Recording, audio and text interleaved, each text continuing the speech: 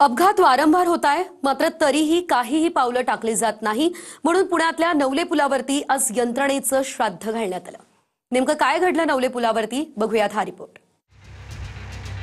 नवले पुलावर पुणेकरांनी यंत्रणेचे श्राद्ध घालून सरकारचा निषेध केला।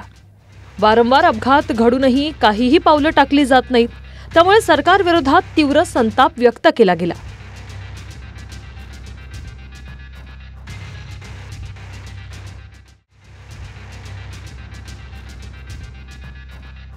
पुण्यातील नवले पूल हा अपघाताचं मुख्य ठिकाण बनलाय। 13 नोव्हेंबरला झालेल्या भीषण अपघातात 8 लोकांना जीव गमवावा लागला। त्याच ठिकाणी लोकांनी श्राद्ध घालून निषेध केला।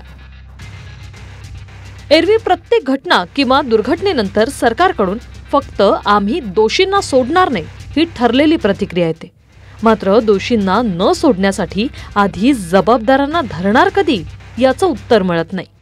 100% हे प्रशासनाच्या विरोधातलं आंदोलन आहे। आज आता इथं या विधी आपण दशक्रियेचा करतोय प्रशासनाच्या विरोधातला।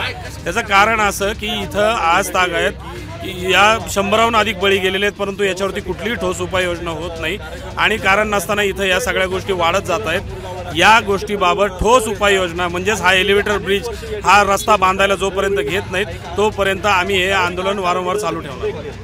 आता याला शासनच आपण म्हटलं पाहिजे। शासनाचा निधी आल्यानंतर काम करतात आणि जे अधिकारी असतात ते अधिकारी नीट नियोजन करत नाहीत, त्याच्यामुळे ह्या चुका होतात। तीव्र उतारामुळे गाड्या जास्त जोरात येतात आणि इथे ॲक्सिडेंट होतात, नाहक लोकांचे बळी जातात।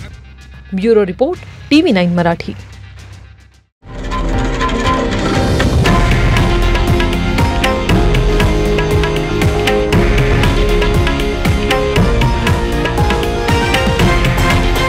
हे आहे देशातील नंबर 1 न्यूज नेटवर्क आणि आपण पाहत आहात TV9 मराठी, एकमेव।